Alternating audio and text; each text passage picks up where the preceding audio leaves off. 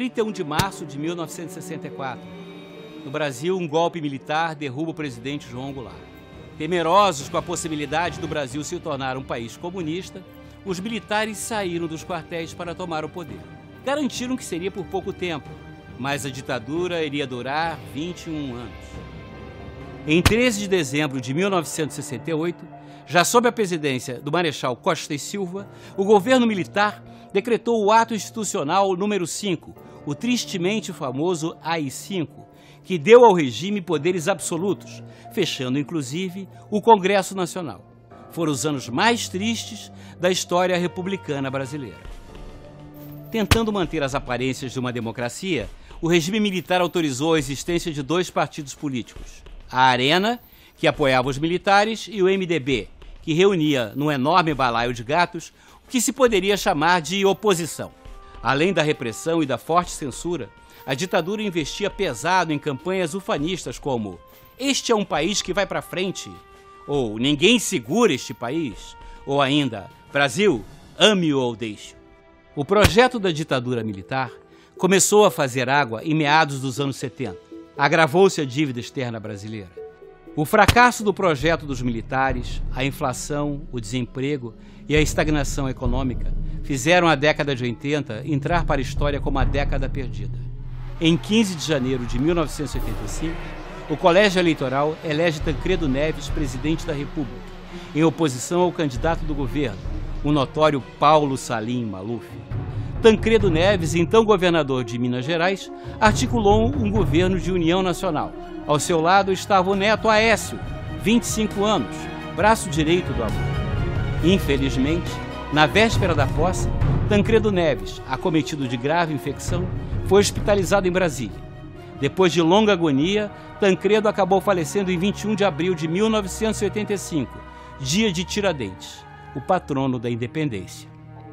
Convocada pelo vice-presidente José Sarney, que assumiu a presidência da República no lugar de Tancredo Neves, a Assembleia Nacional Constituinte começou a elaborar uma nova carta capaz de fortalecer a democracia após 21 anos de regime militar.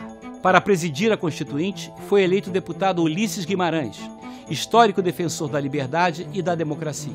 Lá se encontrava, eleito por Minas Gerais, o jovem deputado federal Aécio Neves. Apesar da maioria notadamente conservadora, a Constituição de 1988 tem como característica uma grande influência da social-democracia. E por isso mesmo, quando foi promulgada em 2 de setembro de 1988, acabou batizada de Constituição Cidadã. A bancada do PT, à época, votou contra a Constituição de 1988, que ainda está vigente no Brasil. Em 1989, depois de 25 anos, os cidadãos brasileiros foram às urnas para eleger o presidente da República.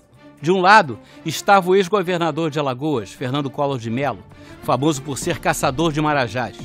Do outro, representando a esquerda aglutinada, estava Luiz Inácio Lula da Silva. Fernando Collor elegeu-se presidente e, amparado em ações de propaganda, impôs um estilo de governar autoritário e arrogante. Para combater a inflação, decretou o confisco da poupança dos brasileiros.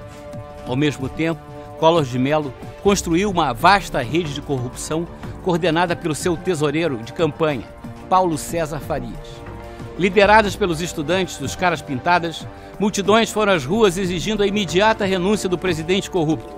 Collor renuncia antes do impeachment do Congresso Nacional. Assume o vice, Itamar Franco. O presidente Itamar Franco convida Fernando Henrique Cardoso para assumir o Ministério da Fazenda, dando-lhe a missão de tentar, mais uma vez, debelar a hiperinflação. Recuperada a confiança na moeda, o Brasil pôde então partir para uma segunda etapa do seu processo de redemocratização. Com o sucesso do Plano Real, Fernando Henrique Cardoso se elege presidente da República logo no primeiro turno. Com Fernando Henrique Cardoso, mais que estabilizar a economia, se aprofundaram os marcos institucionais da democracia no Brasil. Presidente da Câmara dos Deputados, Aécio Neves implementou um pacote ético no Legislativo. Após 2 mandatos consecutivos, Fernando Henrique Cardoso passa a faixa presidencial para Luiz Inácio Lula da Silva. Lula encontrou um país com as contas em ordem, uma moeda estável e com a democracia consolidada. Populista e carismático, Lula decide reescrever a história, propagando que nada de bom havia no Brasil antes do seu governo. instalou o maniqueísmo na política oficial. Quem for contra o governo petista é contra o Brasil. O governo do PT adota campanhas publicitárias triunfalistas, faz ameaças contra a livre manifestação da imprensa, acusa a oposição de entreguista e acaba elegendo Dilma Rousseff, a mãe do PAC, a gerente competente, para dar continuidade ao projeto petista. Após a denúncia da Procuradoria-Geral da República, o Supremo Tribunal Federal condena os envolvidos no mensalão, caracterizado como um ataque criminoso e deliberado contra a democracia e a Constituição do Brasil.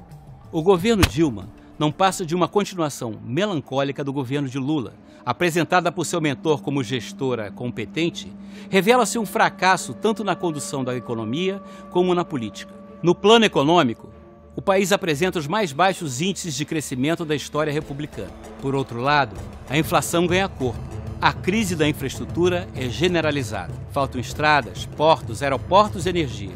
A saúde, a educação, a segurança, os sistemas de mobilidade urbana, nada atende bem a população, que cada vez mais revoltada, explode aqui e ali, em manifestações violentas. Para completar a série de escândalos que se sucedem diariamente, abre-se agora a caixa preta da Petrobras.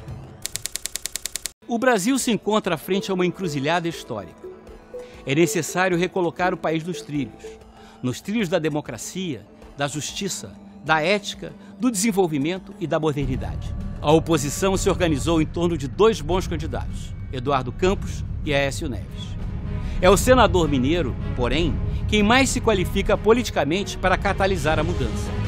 Sua história de vida, desde quando acompanhou seu avô Tancredo Neves, passando pelo governo de Minas Gerais e pelo Congresso Nacional, o credencia para iniciar um novo ciclo na política brasileira.